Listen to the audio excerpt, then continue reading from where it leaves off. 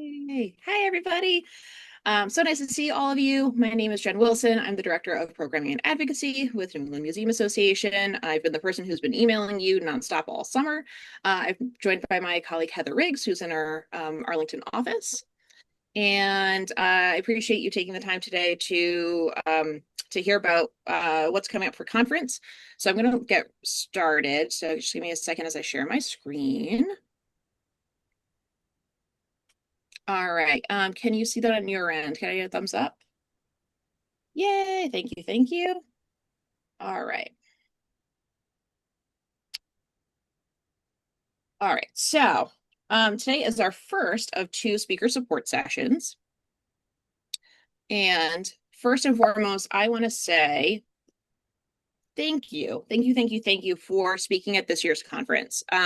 We have about 70 sessions, and by my estimate, I haven't done a final count yet. We probably have about 130 speakers at this year's conference. We literally could not do this without you. Conference is made up by the fantastic ideas that you submit and that you present. And the reason that our conference is so popular is because colleagues from across the field, so across the region and from across the country, and sometimes a few international folks do come into New England to hear about what you're doing and want to learn from you. So thank you for sharing your expertise, for asking your questions, for engaging in conversation. Conference is made up and strengthened by your work, and we are so happy to have you this year in our Manchester location. So for today, I figure we're going to go through three different sections really before we get to the Q&A at the end. So we're going to start with some prep work. So some of the stuff that you can do about as you're building your presentation now. So some basics about like formatting of your presentation to make it accessible. Taking that idea of accessibility and then some helpful hints about delivery of your content the day of. So some things just to remember. Some helpful hints. So things as a speaker that if you're a first timer, it's good to know. If you've been with us before in the past, we're always happy to have repeat speakers. Some things it's just nice to be reminded of because, you know, we go full year from conference to conference. And then at the end, I'll share my contact information, and then you can ask any questions that you have. Does not have to be about sessions specifically. We welcome those, but if you have any questions about conference whatsoever, if it's, you know, what do I wear to conference? When do I show up? What should I expect from reception? Anything conference related, please ask both Heather and me. All right. All right. So prep work, building your presentation in advance. So some of the things that you can be thinking about in the next 80 or so days, because we are that far out from conference. I want you all to remember this, that presentations are as much about speakers, so much as about what you're doing as they are about the audience. So you're doing this fantastic work in the field. You are sharing content that you have been dedicating so much time and effort to. We want to showcase and highlight what you're doing, but we also want it to be as accessible for the audience and to maximize the impact that it has so they can really retain all the content that you're sharing. So these are some helpful hints, some guidelines when you're thinking about your presentation format in particular, if you are working on slides, slide decks, presentations, PowerPoints, all that stuff. All right, so bare basics. For the format, as you're starting to lay out your slides, some basic guidelines. When you're laying out your fonts, you're considering aesthetics, please consider using at least a font that is a 28 point. That allows a lot of clarity. So if anybody's sitting up front or all the way in the back, they can read it pretty clearly because it has a nice size. Letters don't bleed into each other. I'd also endorse using sans serif for like the body of your text. So if you want to do like fun like serif or script fonts, you can see some samples over here on the side. If you wanted to do something that's a little jazzier, for like title pages and such, or the title of a slide, go for it. But if you're doing like a list of things as I'm doing here, or if you're doing a quote on a page, I'd recommend using a sans serif. The sans serif is pretty much like without the little tag bits on the ends of letters. Usually they're the same measurement of alignment and like the same width all across the letter. Serif fonts have like the little hats and tails, I call them. Script fonts look like handwriting. And display fonts are like, you know, what you'd see on like a fun, cool, quirky storefront, right? So like there's definitely a time and a place for display fonts and handwriting fonts or script fonts. You can definitely use those to add a visual impact, but if you're using like a list or a wall of text of some sort, try to stay with a sans serif. And I say that because our eyes visually comprehend sans serif fonts better when we're reading digitally. So people are going to be looking at these on a projector screen. So this is just ease of effort and reading and readability. I'd also recommend giving yourself ample space in between lines. So I recommend a 1.5 or 2 spacing. I think I'm using like a 1.5. So that means that things aren't squished together, and I'll show you what that looks like on the next slide. Things aren't squished together if fonts are too small, or if the colors are just a little off, or if you have a lot of text and you don't have a lot of spacing, then your text starts to can start to bleed together, right? So if you have somebody that doesn't have their glasses that day. Like I'm wearing glasses today. If they don't have their glasses, or if they have low vision, or their eyes are just tired, if they don't have a lot of space, then that can create some like visual fatigue. I'd also recommend using high contrast colors, and you can be fun with it. So I recommend generally like a light background, dark text. That's what I'm using here, or a dark background, light text. I'd also avoid using large amounts of red text. We'll see what that looks like. And I know that I'm also breaking my own rule here, a bright yellow background. So I'm using like a mustard yellow, like that highlighter yellow, that can be really sharp on the eyes. So I'd avoid using that red or the yellow. If you're interested in seeing how your text compares, if it matches like accessibility standards, you can go to something like contrastchecker.com. Contrastchecker.com allows you to select what your text is, what your font is, and what the background, and then it'll give you a measure of how readable it is from a distance, especially if it's larger or smaller. It'll also give you a rating on like if somebody's colorblind, what's the contrast ratio, if it passes or fails. So it's a nice, just like you don't have to do it for like every single page, especially if you're using the same consistent colors. But it's sometimes a nice like double check to go like, okay, like this will be readable across a lot of different measures, or oh, I can read this really well, but maybe the person who it is colorblind, like the contrast isn't sharp enough. Let me tweak it a little bit. So it's just a nice like little double check for yourself. And I can send out the presentation with links at the end too. All right, and then here's my example of a wall of text that is a dark background with red font and not a lot of spacing. So this is our theme for the year and our description. So in this, I have just copied over what we have on our website and I've put it into a serif font. And you're probably looking at this and you're going like, whoa, where do I begin? Like my eyes are already tired trying to figure out where the text starts and ends, and like how do I like start to parse it out. This is a wall of text, and the visuals are really hazy, if you will. So I would avoid something like this because like you're already probably experiencing this, like I don't know if I can actually read this in full. So I just want to give you that visual cue of like what it looks like to go from this to something like this. All right, so the content, less is better. So focus on the key points of your presentation. You have a lot of content to share. I would not recommend writing out everything in a wall of text like this, right? Focus on the bullet points if you are writing text, and we'll talk about visuals in a second. The bullet points that you want to emphasize, that you want people to note in particular, if you are if you're using a quote, especially like if it's a longer quote, like let's say you're at a historic site and you're pulling from a letter and you need to quote the full paragraph, but you want to hone in on one sentence, I would you can use that full paragraph. I would highlight though in particular, so bold, italics, a different color, maybe a sharper color, to highlight what that key point is, right? So you want to make sure that when your attendees are looking at your presentation, they can kind of go like, oh, I get the gist of what we're going to go through. I don't have to write down the full slide. I think we have all seen that person. It's like, I myself do it. I try to write down everything on the slide. Allow just the key points on your presentation so people can take some notes and then continue to listen to you. I also recommend road mapping. which is a quick outline of what your tour, I do walking tours on the side, of what your presentation will cover. That also helps people allot their time kind of in their head. They know like for the next 60 or 90 minutes, okay, we're gonna for about half of it, we're going to be talking, I'm going to watch a panel conversation, and then at the end, there's a Q&A. Or 90 minutes. Okay, we're going to have like a 30-minute conversation, like think tank style. Then we're going to do a project. Then we're going to do a Q&A. So that road mapping allows people to understand how to expect their time to flow in the next however much time your session is.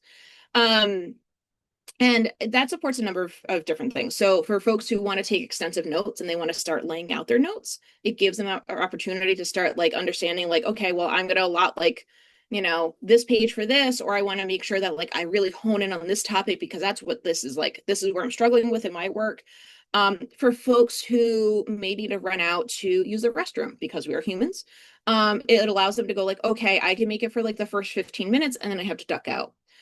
Some folks, they are trying to make two sessions in one block of time. So they may go like, okay, I will try to listen to the first half of the session, and then I'm going to try to run out and grab this other session. Based on the nature of conference, sometimes we do have things that people are trying to get to two different topics because they want to hear both, but they're slotted at the same time. So road mapping allows people to understand how they can utilize their time. And also it's just that basic courtesy of like, people like to know where they're going, right? Like if we're going to a new place, we kind of like to know, like, I don't know, most people like will preview a map of their destination of like, okay, I know how I'm going to get there. So it's just a nice little courtesy on a lot of different fronts. And then again, the less is better. What's the point? I would avoid sticking a wall of text on a slide, especially if you have a lot of text all throughout. Like if you are trying to do this for every single slide, people are going to visually get overwhelmed and they may start to zone out. So I would avoid the wall of text, stick to your bullet points, and then sometimes people will think of their slides as their personal notes. So they'll use their slides as the thing to jog their memory, or that they're going to almost read verbatim. It is perfectly okay to have your slide deck of what the audience will see, and then to have your personal notes or your script on the side in which you can, add anything and everything you need. We'll talk about that also a little bit later. Of like giving yourself some cues. So if you want to have a lot of stuff that you need to remember as the presenter, use your own presentation notes, your own script, your own index cards, whatever it may be, to support yourself in that way. But know that your slide deck is really for your attendees and what they're going to learn. All right, so that's the visuals and the text visuals and the content. What if you have pictures and audio? So we do have some speakers who are zooming into our conference this year, and we do have some presenters who are also showing video clips. I would recommend in both cases using closed captioning on those. So closed captioning supports a lot of different attendees. So for closed captioning is when you have the text at the bottom. And it's just it's captioning or it's transcribing what's being said, and it gives a brief description of actions. So for folks who are deaf or have low hearing, it obviously supports them so they understand what's happening in the video and they can follow along with the things they can't hear. For those who for some reason, if your audio isn't working, right? That happens. We will have speakers in certain rooms, but like tech happens, right? Like tech mishaps are a thing. So let's say for some reason the audio is not working on your video. And you're like, oh, I have a 5-minute video and so much of my presentation hinges on this. If you have that closed captioning available, it gives you that extra thing to lean on. So, say the audio isn't working, at least everybody can access the closed captioning on it. And also, if we have any attendees who are non-native English speakers, oftentimes like having that extra support of seeing the text in addition to the audio allows them to understand what's happening and read it. So they have two ways of comprehending. They have an audio way and a visual way. As you're also thinking about visuals, if you are including graphs, it's not always the it's not always super present in our conference, but I always like to point this out. If you are using graphs of any sort, make sure that they're easy to comprehend, that they're pretty that they are laying out concisely the change that or the percentage that you want understood by the attendees. I think that I know I do this on social media, like we've all seen those graphs, and then we're like, I don't actually understand what is happening in this. There's too much information being conveyed. There are a lot of lines.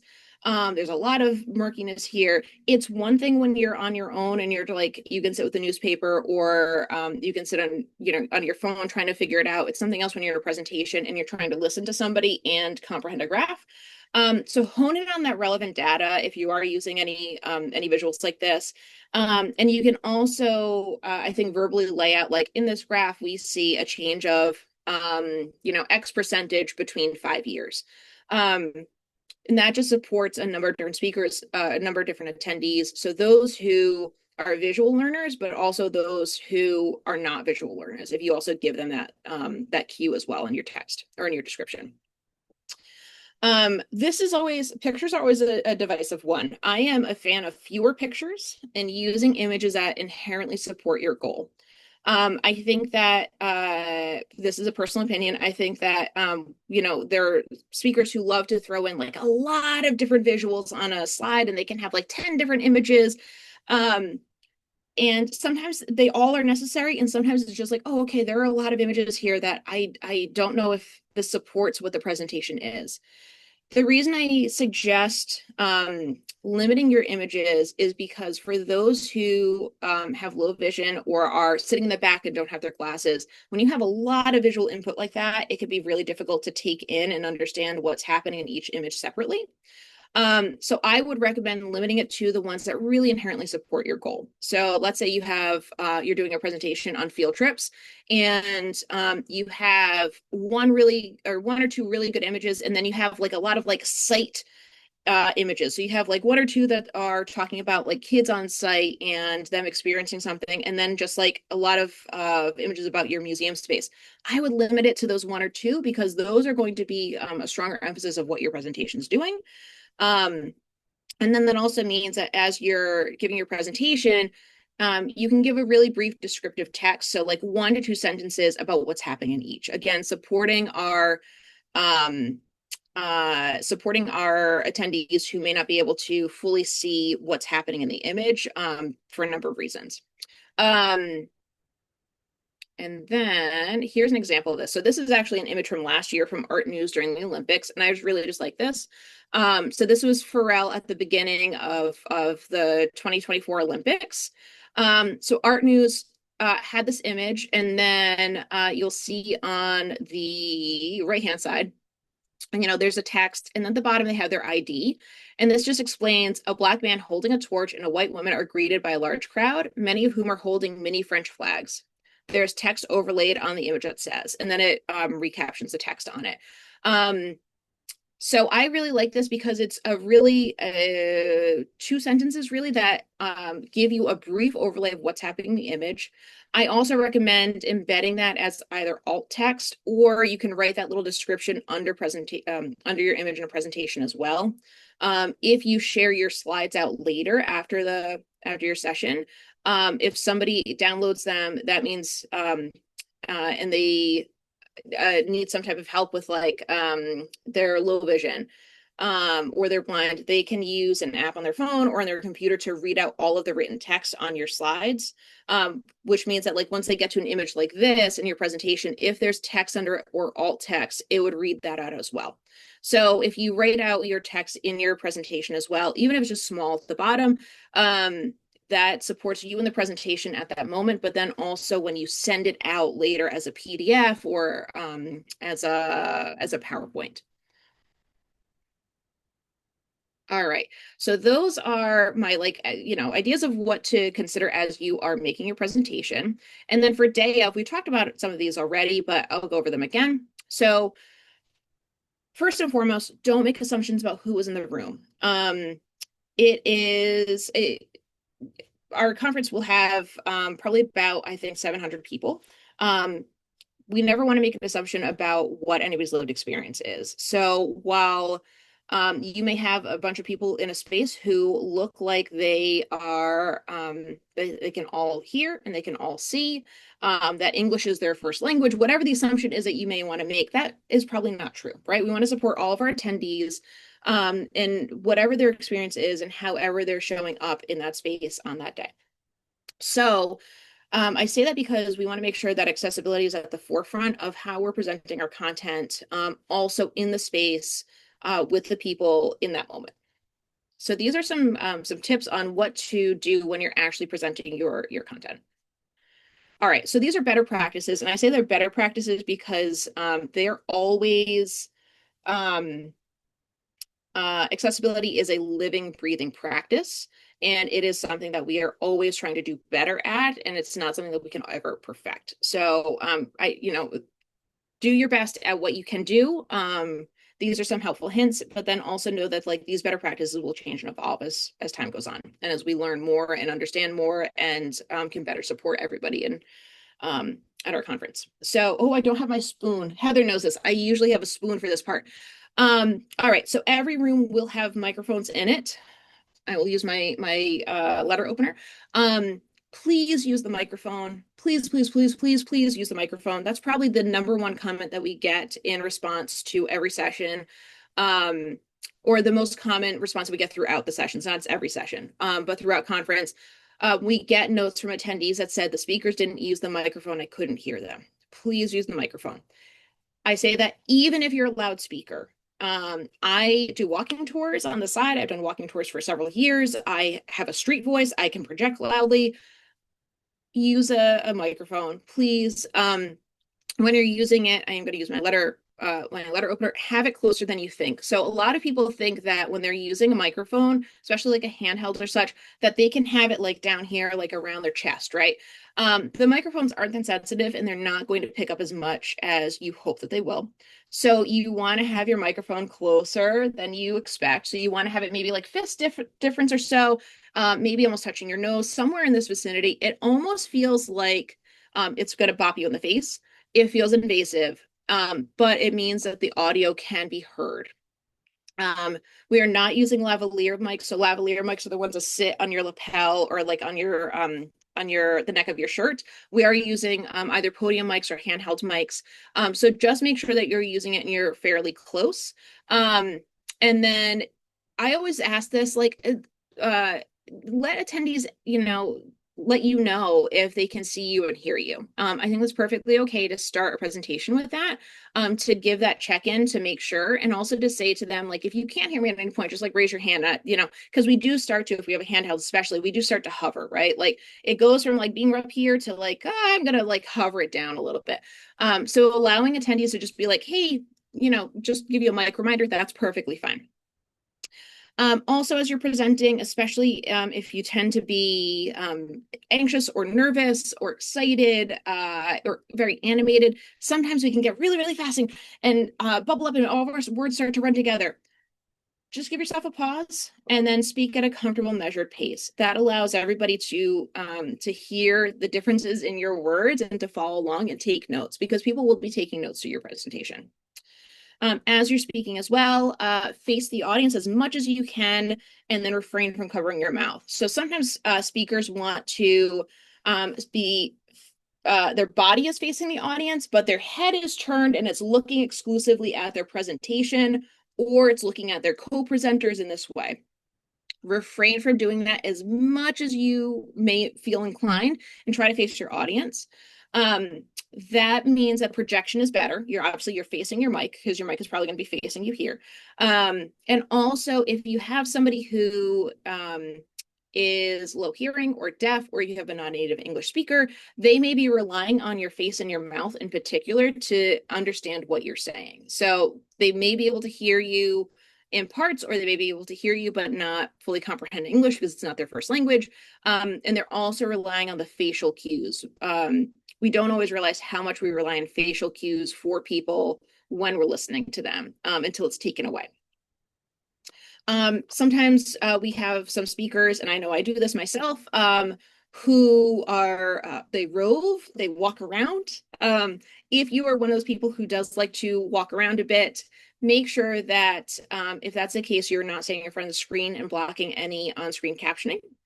Um, and also, if you have an ASL interpreter in the room, which we haven't had any requests yet, but if we do, I will let you know. But if you also have an interpreter in the room, making sure that you're not standing in front of them. So understanding the sight line between the closed captioning and the interpreter and your audience. So sometimes just kind of doing that, like, where am I in relation to these two?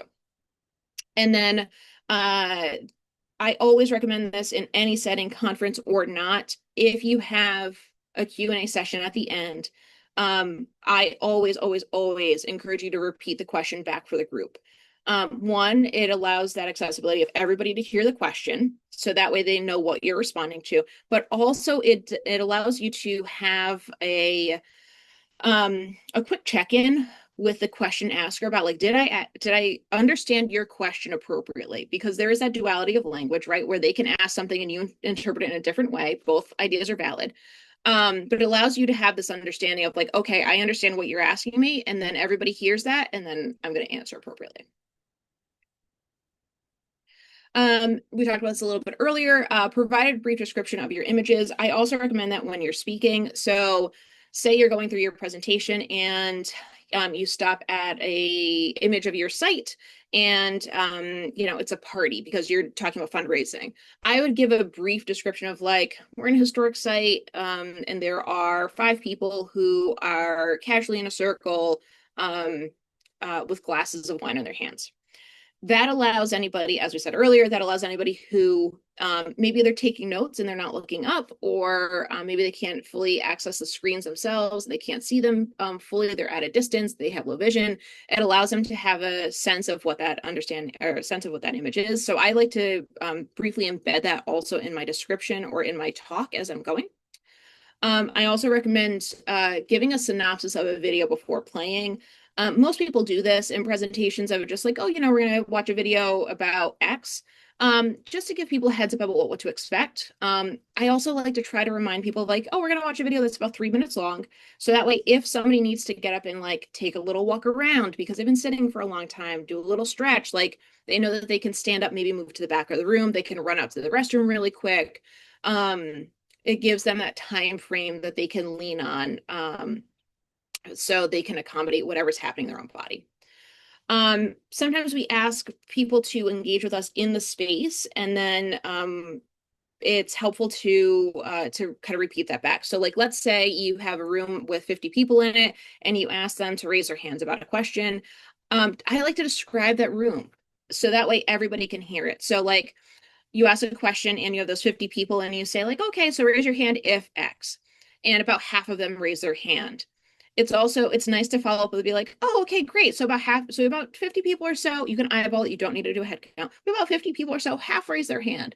So the person who, let's say, is sitting in the front, they have a bad back. They can't turn around and see the whole room. Somebody's sitting taking notes. Somebody who has low vision or is blind can understand what's happening spatially in the room without necessarily having to move around it, or maybe they can't access that visual. So just giving them that quick heads up, it takes less than 2 seconds. And then finally, when you have multiple speakers in a Q&A, I think it's helpful to state your name when answering again. Everybody finds that helpful, especially if you have, if you have 5 people, it's always nice to be like, oh, okay, that's Jen from NEMA, got it. The conference is 3 days long. We have 70 sessions. People are bopping from session to session to session, from offsites, receptions.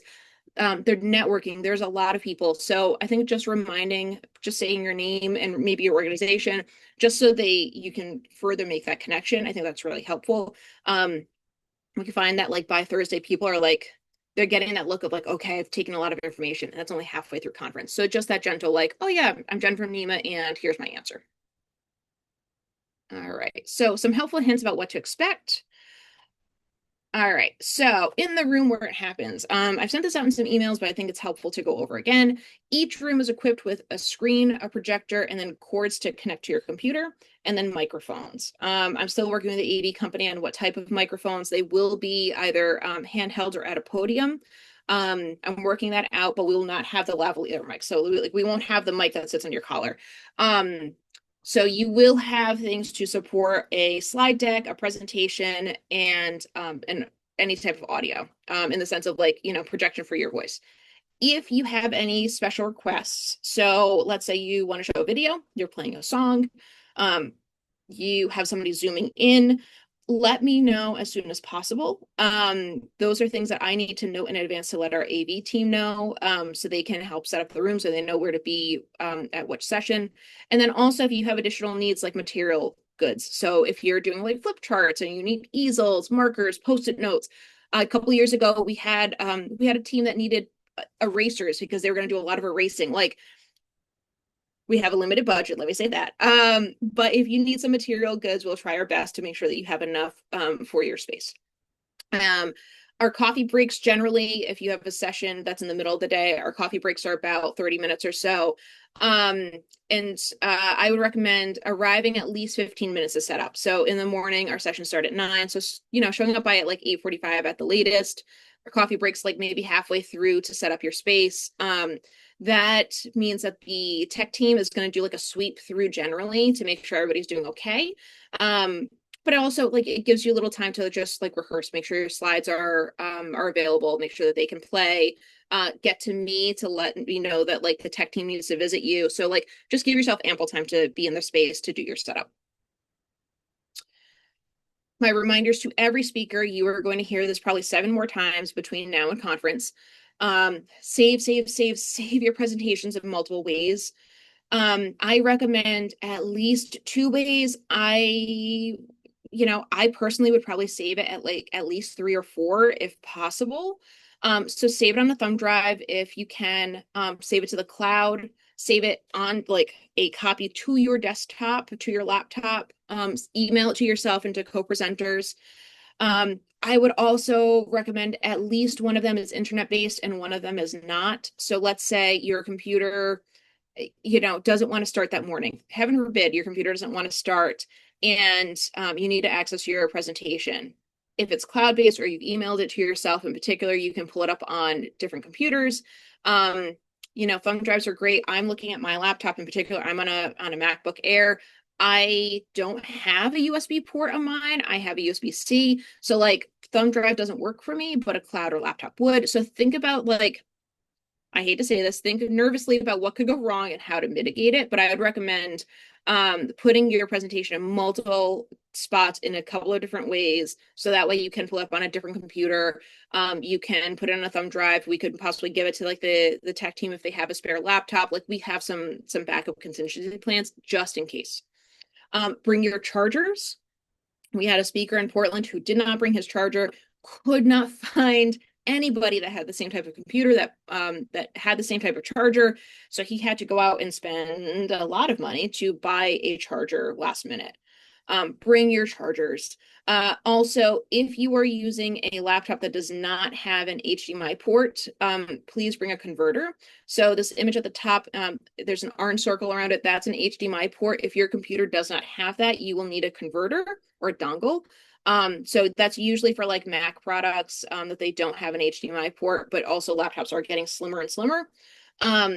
And you can easily Google search like HDMI converter and what would work. I've also put an image down here of what a typical Mac converter looks like. This is about $70 or so. That's from the Apple store. You can buy less expensive ones elsewhere.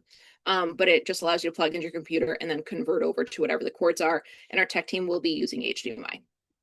I always recommend pausing updates on your computer or doing them well in advance. I think we've all had that moment in which like we're about to hop on a presentation or a Zoom call, and then all of a sudden our computer wants to do like 15 updates, or the 15 updates say they're going to take 1 minute and they take 15 minutes.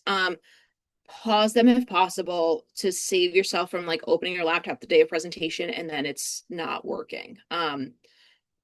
That's just, we've had several people that have had that moment of panic of like, is it going to update in time? You can only do so much. So just make sure that you are, that you're giving yourself that like that space, if you will, for any of like the weird tech stuff that is beyond our control. Also, if you're using any type of print handouts, please print them in advance and or you can upload them digitally. We do provide a link in generally around September, October for presenters to upload any of their printed materials. NEMA does not print anything in advance for presenters. We have a lot of stuff that we are carrying on our own end. So I would recommend if you are doing anything that requires a handout, like if you're doing a workshop type of situation, print that in advance, or you can submit them digitally. They are uploaded to our website so people can download them. I would recommend uploading them by November 1st, so before conference. Once we hit conference, Heather actually has to manually upload all of them to the website, and we have a lot of other stuff that's happening during conference. So if you want them accessible for your session, I would do that before conference starts. And then these are my gentle reminders for nervous speakers because, sometimes talking in front of a group of people is stress inducing. And if it's your first time and you're not a public speaker, it can be a lot. So first and foremost, use it. You're nervous. You're feeling that anxiety. Our bodies actually physiologically feel anxiety and nervous energy the same way it feels excitement. So our bodies, like, our heart races, we sweat a little bit, our palms get sweaty. That's anxiety and excitement. It's a matter of how you interpret it. Simon Sinek has like a very short talk about how just, pivoting from saying I'm nervous to I'm excited. This is an exciting scenario. That reframing helps us. It's about 2.5 minutes. I'd watch it. But use that energy. It's actually it's infectious when you use it in the right way. People feel as excited and interested when you do, right? So just in your head, reframe it as I'm nervous to I'm excited. And people are excited there for you. Introduce yourself silly is something that I've been using for years. I'm generally a nervous speaker. And when I was first doing walking tours in particular, I would forget to introduce myself repeatedly. And this became the first thing that I would write in my notes to myself. It's something that all of my friends now know. A lot of my friends and some of my colleagues actually do this in their own notes because they find it, they find it a gentle little nudge themselves. You are more than welcome to give yourself reminders on your important points. So I write introduce yourself silly in all of my notes for all of my walking tours now. I don't necessarily need it, but it's there. It's just a cue for me. Use whatever you need to. So if you really want to, like, I need to hit this specific point, you can highlight it in your own notes. You can highlight it, you can bold it, you can write yourself little words of encouragement throughout this. You can write like halfway there. Whatever you need that's going to support you. Your notes are for yourself, but it's a way for you to understand that like future self is going to, need some bolstering here or there, or like think about where those spots are where like, oh, I always forget to introduce myself. I know that I'm gonna this quote that's complicated. I want to make sure I get it. Here it is in a 20-point font on a piece of paper. I've done that before. So use your notes in a way that really like supports what your needs are. Nervous speakers also tend to go very quiet sometimes, or very, very loud, or start to speak up to speak very fast. Just pace yourself. Take some deep breaths. If you're nervous about going over in your time, you can download a clock app to keep track of time. So right now I have one on my phone. It's 10:42. It sits here on my desk. It lets me just do a quick peek over without having to look at my watch. Tells me like, okay, I'm right on track. I thought that's where I'd be. I thought this would be about like 40 or so minutes. You can use that. It can sit on the table. It can sit on the podium with you. It allows you to just keep track of like, oh, I'm moving faster than I thought. But pace yourself, remind yourself to slow down, take a deep breath. A deep breath feels longer to you inside than it does to the audience. So take that deep breath, really ground yourself. And at the end, also give yourself a lot of grace. You're doing something amazing. You're getting in front of a group of people. You may feel nervous about doing that or excited about doing that. So give yourself that grace. I often also I like to admit sometimes that I'm nervous, and I will tell them like, "Ooh, I'm feeling a little warm today." You can break that tension. People are there to support you and are there and they're excited to learn from you. So you can break some of that tension and have people kind of laugh with you or just, elicit some of that empathy because you are doing something that not everybody does. And also vulnerability is human. And I think that that's something that we can really we should lean into. that it's okay to be nervous. It's okay to be excited. It's okay to, be proud of doing your first conference or doing, clearing a hurdle that is maybe not the most inherent for you.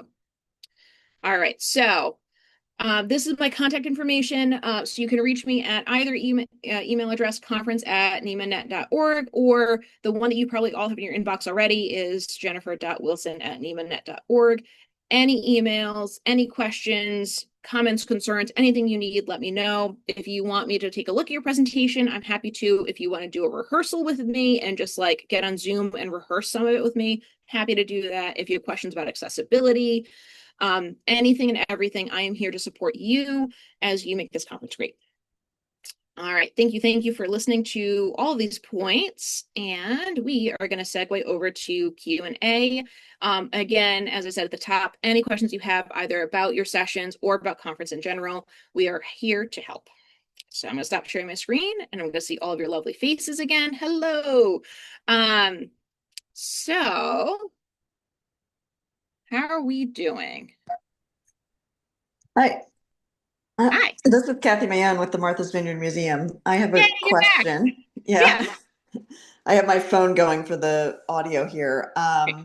When you were talking about leaving the handouts or giving the Yeah. presentation for people afterwards Yeah. and putting text so that people could follow the presentation, is it also a good idea to perhaps just have in the speaker notes the talking points that way, so there's less text on the slide, and then people Yeah. would be able to follow it that way?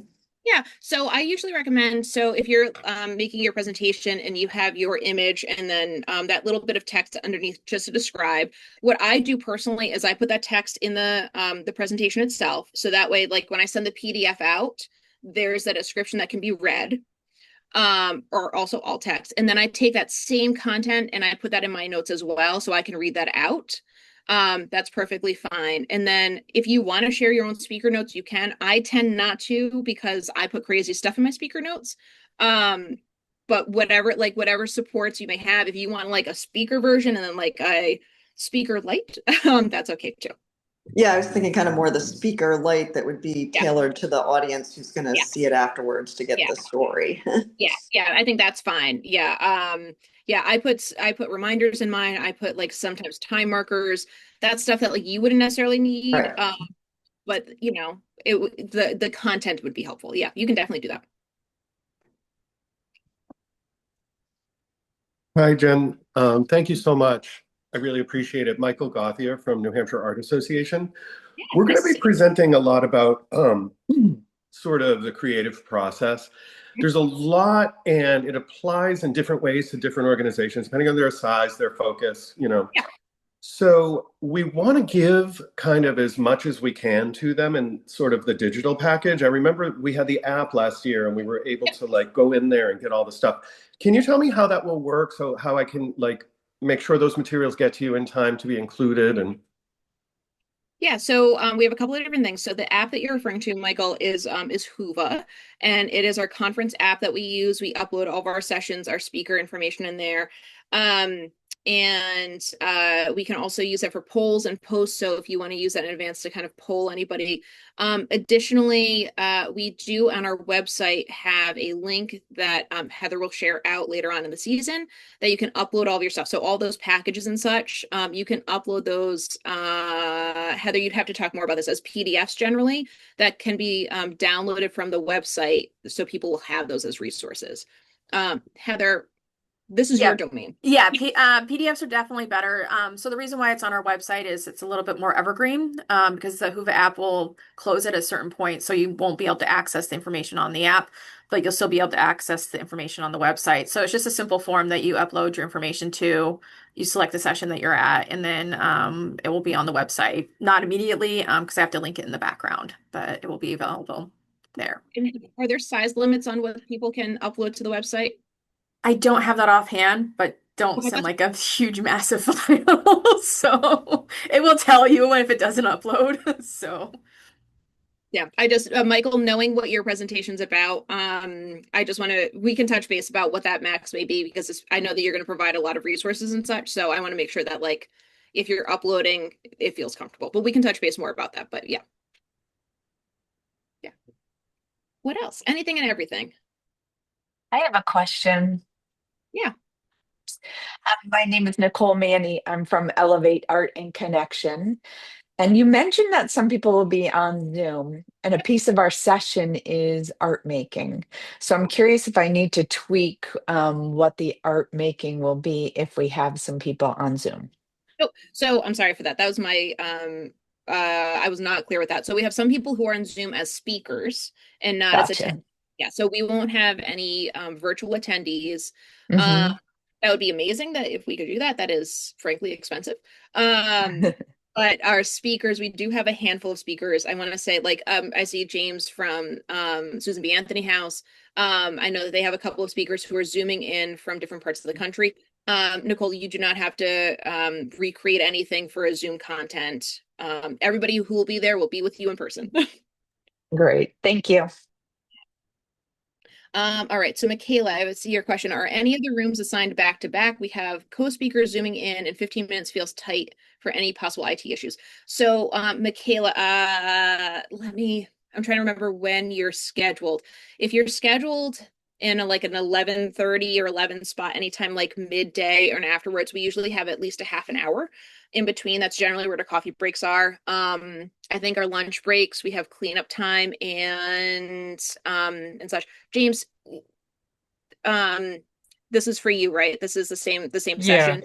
Yeah, Okay. it's Thursday. It's gonna be Thursday in the afternoon, Yeah. 3:45. Okay, Yep. yeah. So we will have a couple of different things.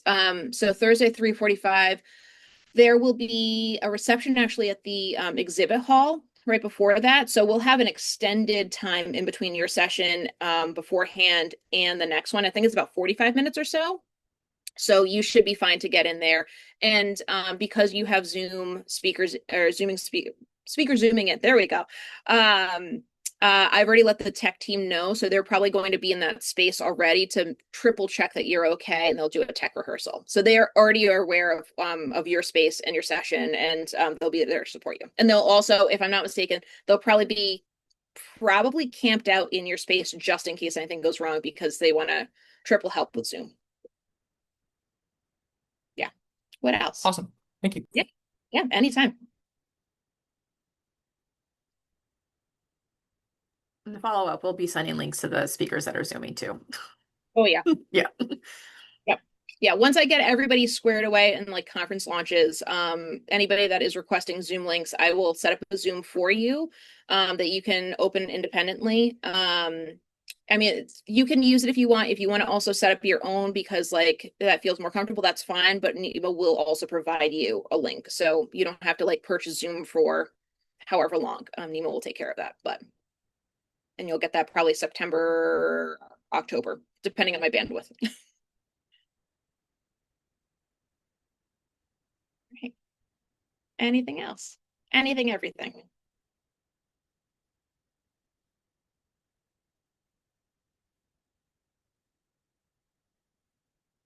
All right. It seems like we're doing okay. I will hang out for a couple extra minutes if you want to ask anything offline. You all have my email address. Feel free to send me any questions whatsoever. I am here to help. That is what I do. It is my job to make sure that you are feeling supported and successful at conference. So no question is too small. I mean that. And as Team NEMA knows, I check my email neurotically, so I will see it. And if I'm taking too long to get back to you, like if I'm an extra day or two, I have a lot of emails, but like nudge me too. I don't mind. Okay. Great. So we are probably a few weeks out from opening conference. You will get a specific speaker email that tells you how to sign up as a speaker. You do receive a discount, and our site can be a little quirky, so you will receive specific instructions on how to do that. I will let you know as soon as it happens, and I'll also probably link our preliminary program book, and that's where you'll see like your room assignments and such. So yeah. The preliminary doesn't have room assignments. Oh no. All right. Thank you, Hannah.